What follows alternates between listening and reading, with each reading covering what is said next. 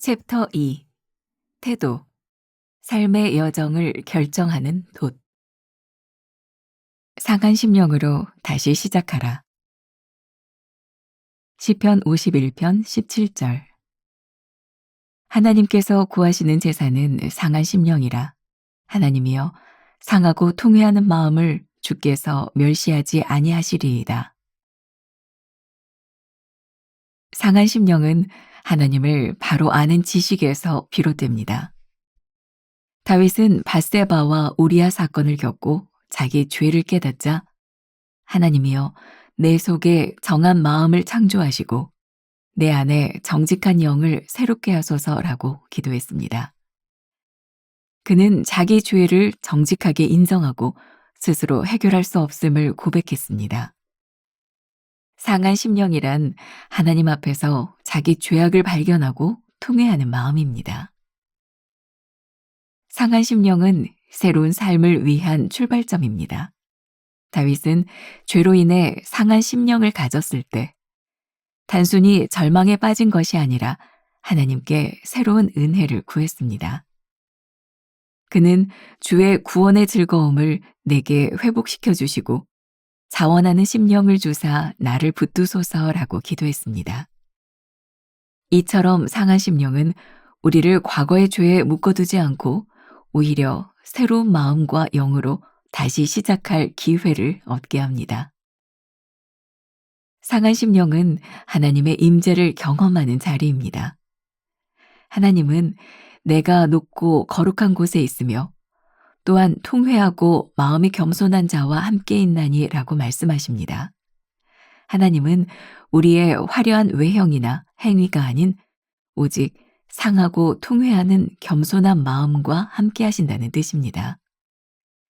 상한 심령으로 죄를 회개하고 하나님의 도우심을 구하는 자에게 하나님의 영이 머물러 그를 변화시키고 거룩한 삶으로 인도하십니다. 나는 상한 심령을 하나님 앞에 솔직하게 드러냅니까? 죄를 깨달을 때 상한 심령으로 하나님께 나아가고자 합니까?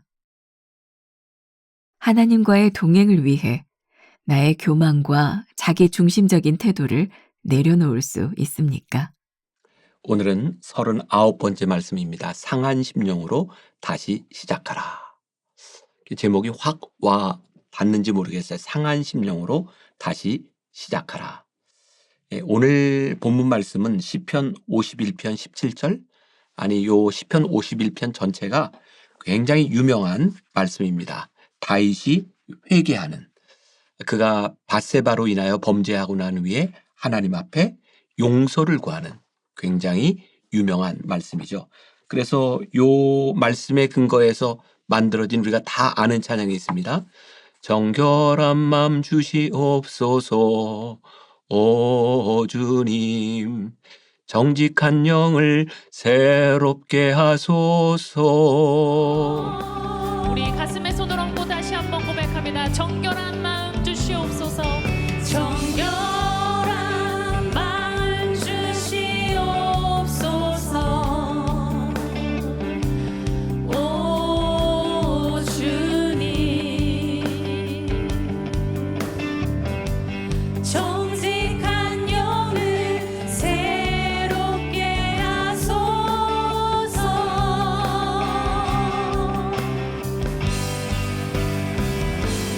나를 주님 앞에서 멀리하지 마시고 주의 성령을 거두지 마옵소서. 그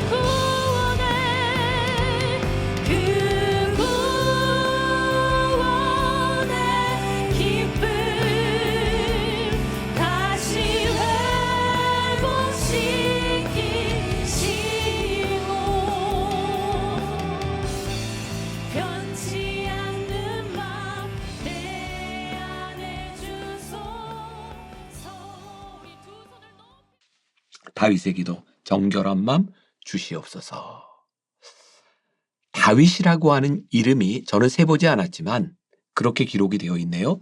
신구약을 통틀어서 성경에 다윗이 인용된 게 800번 정도 언급이 된다고 합니다. 그리고 하나님께서는 다윗에 대하여 이야기할 때 이런 표현을 쓰세요. 내 종 다윗의 정직함 같이. 다윗의 정직함. 근데 다윗은 하나님을 속이고 범죄했던 사람입니다. 그런 다윗을 하나님이 정직한 사람이라고 이야기하고 있습니다. 누가 하나님 앞에서 절대적으로 정직할 수 있을까요? 하나님 앞에 정직한 사람은 오늘 다윗이 기도했던 것처럼 상한 심령으로 하나님 앞에 설 수 있을 때 다시 시작될 수 있는 인생이 되고, 하나님은 우리의 허물을 보시는 분이 아니라 우리의 상한 심령을 보시고 우리의 기도를 들으시는 분이구나. 결국 우리의 신앙의 문제가 뭘까? 죄를 짓지 않는 것이 아니라 죄를 지었음에도 불구하고 회개할 수 있는 사람이 되는가? 혹시 오늘 이 말씀을 듣는 여러분들 가운데 혹시 죄에 대한 죄책감으로 힘들어하는 사람이 있을지 몰라요. 죄는 우리들에게 늘 이렇게 그림자처럼 이렇게 따라다녀서 마치 유령이 우리를 따라다니는 것처럼 우리 뒤에 붙어 있는 것 같은 느낌이 들 때가 있어요. 그래서 조금 방심하면 죄책감이 우리들에게 들어오죠. 만약 그런 죄책감으로 힘들어하는 사람이 있다면 상한 심령, 하나님께서 그 심령을 아름답게 받으시고 다시 시작하기를 원하신다는 그 일을 다윗을 통해 보여주셨던 것처럼 우리에게도 보여주시기를 원하신다는 것을 우리들이 알았으면 좋을 것 같습니다. 제가 이야기를 하나 들려드립니다. 어떤 사람이 죽어서 천국에 가게 되었습니다. 한 방에 가보니 사람은 없고 귀만 가득 있었습니다. 그래서 이렇게 물었습니다. 여기는 왜 귀밖에 없지요? 대답은 이 귀는 모두 성도들의 귀입니다. 말씀을 들은 귀만 구원받아 온 것입니다. 말씀은 열심히 들었지만 제대로 크리스찬의 삶을 살지 못했기 때문에 귀만 온 것입니다. 또 다른 방에 가게 되었습니다. 그런데 거기에는 입밖에 없었습니다. 너무 궁금해서 또 물었습니다. 아니, 여기에는 왜 입밖에 없지요? 이런 대답이 돌아왔습니다. 이 입은 모두 목사들의 입이지요. 말씀은 많이 부르짖었지만 말씀대로 살지 못해 입만 구원을 받은 것입니다. 이 이야기를 들으면서 어떤 생각이 드세요? 말씀대로 살지 못하는 크리스찬들에 대한 풍자, 입밖에 귀밖에 구원받지 못한 것. 어쩌면 그게 우리들의 인생일 것 같아요. 누가 하나님 앞에서 온전하게 내가 들은 것만큼 내가 말한 것만큼 실천하며 살아갈 수 있는 완전한 사람이 누가 있겠습니까? 만약 그렇게 생각한다면 우리 가운데 하나님 앞에 갈 수 있는 사람은 아무도 없을 거예요.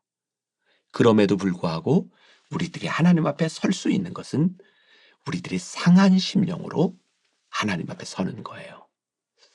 인정하는 거죠. 상한 심령으로 선다고 하는 것은 우리들의 죄를 바라보고 우리들의 죄를 바라보게 될 때 울지 않을 수 없는 상한 심령. 하나님이 그걸 받으신다.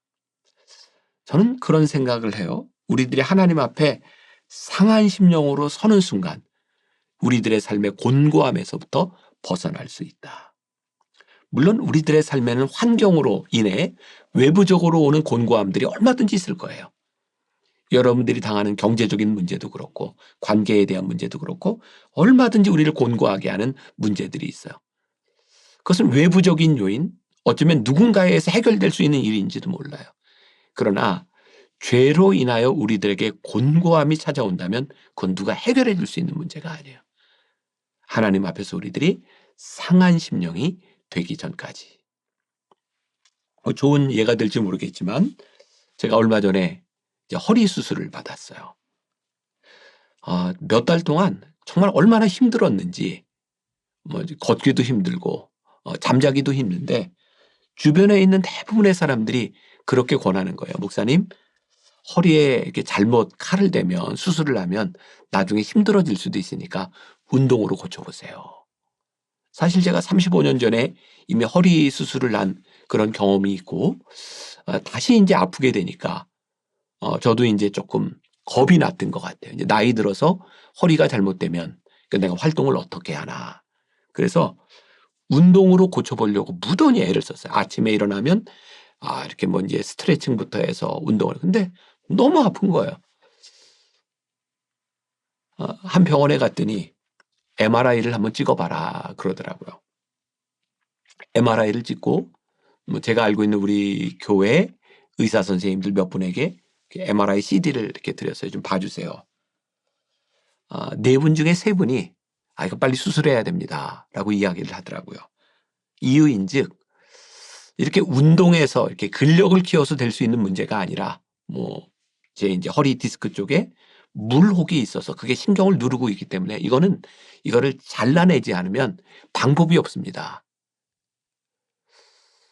저는 방법 없는 일을 참 오랫동안 공고하게 살았던 것 같아요.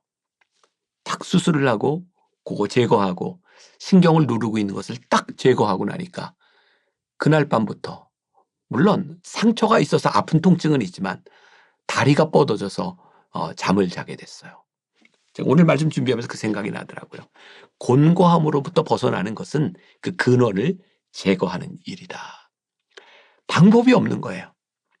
우리들의 곤고함, 죄에 대한 문제라면 하나님 앞에 상한 심령으로 나가지 않으면 우리의 곤고함은 절대로 해결되지 않습니다. 상한 심령은 여러분들 책 첫 번째 문단 상한 심령은 하나님을 바로 아는 지식에서 비롯됩니다. 어떤 지식? 하나님은 우리의 죄를 사하시기를 즐겨 하시는 분. 참 신기하죠. 하나님은 죄에 대하여 무섭게 심판하시지만 우리들이 상한 심령으로 다가갈 때 그 상한 심령, 그 죄를 사유하기를 기뻐하시는 분이에요. 하나님은 손해보는 일을 참 좋아하시는 것 같아요. 우리들이 회개하면 용서해 주시고 찬양하게 하시고 우리들에게 감사의 조건을 허락해 주시는 분, 그분이 우리 하나님인 것 같아요. 그래서 그 하나님의 속성, 하나님의 인자하심을 알았던 다윗은 그렇게 기도할 수 있었던 것 같아요. 정결한 마음 주시옵소서. 하나님의 은혜를 구하는 마음. 두 번째 문단 상한 심령은 새로운 삶을 위한 출발점이 됩니다. 하나님 앞에 우리들이 은혜를 구할 때 시편 51편 12절에 여러분들 책에도 나와 있어요. 주의 구원의 즐거움을 내게 회복시켜 주시고 자원하는 심령을 주사 나를 붙드소서. 상한 심령은 우리를 즐거움으로 우리를 회복시켜 주세요. 세 번째 문단 상한 심령은 하나님의 임재를 경험하는 자리입니다. 오늘 마지막으로 이 이야기를 좀 하고 싶어요. 상한 심령만큼 강하게 하나님의 임재를 경험할 수 있는 일은 없는 것 같아요. 저도 은혜를 받을 때 상한 심령으로 회개하며 은혜를 받았던 기억이 있어요. 근데 이건 진짜 신앙의 공식인 것 같아요. 상한 심령이 아니고는 하나님을 만날 수 없고, 하나님을 만나는 자리에서 우리는 상한 심령을 경험할 수밖에 없는 것 같아요. 이사야 6장에 하나님께서 이사야를 부르시는 유명한 소명장이 있잖아요. 하나님께서 이사야를 부르실 때 화로다 나로 망하게 되었도다. 화로다 나로 망하게 되었도다. 하나님 앞에 상한 심령을 가지고 나온 이사야의 입을 하나님이 숯불로 찢으셔서 하나님이 이사야를 들어 쓰세요. 모세가 하나님을 처음 만나던 모세의 소명장 출애굽기 3장 하나님 모세를 부르세요. 모세야 모세야. 모세는 두려웠어요. 하나님 앞에 서는 게. 하나님이 모세에게 말씀하시죠. 모세야 이곳은 거룩한 곳이니 내 발에서 신을 벗어라. 신을 벗는다고 하는 것이 어떤 의미일까? 하나님 앞에 상한 심령으로 나아갈 수밖에 없는, 그를 감싸고 있던 모든 것들을 다 벗어버리는 경험. 예수님께서 수제자 베드로를 부르실 때 나를 따르라. 예수님께서 베드로를 부르셨을 때 베드로가 아무것도 잡지 못하고 힘들어하는 그 인생의 패배 가운데서 주님이 베드로에게 기적을 베푸셨을 때 베드로가 뭐라고 해요? 주여 나를 떠나소서 나는 죄인이로소이다. 근데 그 베드로를 주님이 부르셨어요. 부르심의 자리에는 상한 심령이 있어요. 오늘 우리들이 상한 심령으로 하나님 앞에 설 수 있으면 좋겠다. 그러면 하나님의 임재와 하나님의 인도하심을 우리들이 경험하게 될 것이고 우리들의 삶의 새로운 시작이 이루어지리라. 오늘 상한 심령으로 주와 함께 동행하는 하루가 되시기를 주님의 이름으로 간절히 축원합니다. 기도하겠습니다. 우리들에게 상한 심령을 허락하여 주옵소서. 하나님 앞에 상한 심령으로 나아가게 하여 주옵소서. 상한 심령이 우리의 삶의 은혜의 자리가 되게 하여 주옵소서. 오늘 우리의 삶을 새롭게 시작하게 하시는 하나님의 은혜를 고백하는 날이 되게 하여 주옵소서. 예수님의 이름으로 기도했습니다. 아멘. 메마른 영혼을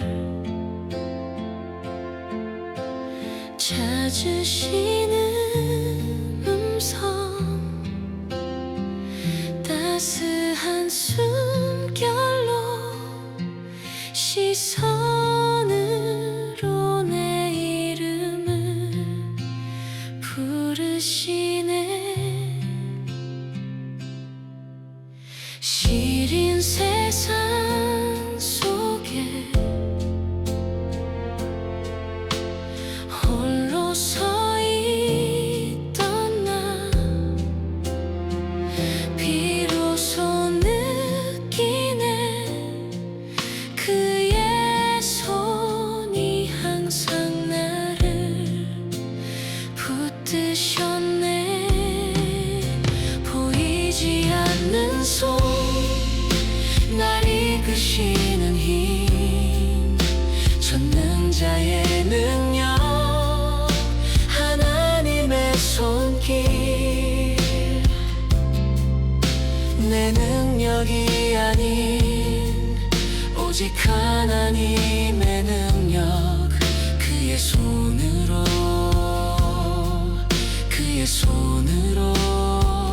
인도하네.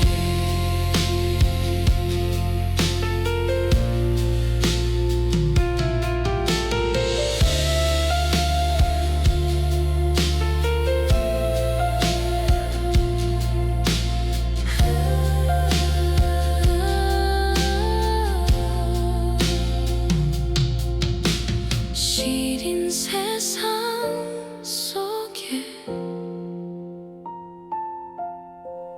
홀로 서 있던 나 비로소 느끼네. 그의 손이 항상 나를 붙드셨네. 보이지 않는 손 날 이끄시는 힘 전능자의 능력 하나님의 손길 내 능력이 아닌 오직 하나님의 능력 그의 손으로 보이지 않는 손 날 이끄시는 힘 전능자의 능력 하나님의 손길 내 능력이 아닌 오직 하나님의 능력 그의 손으로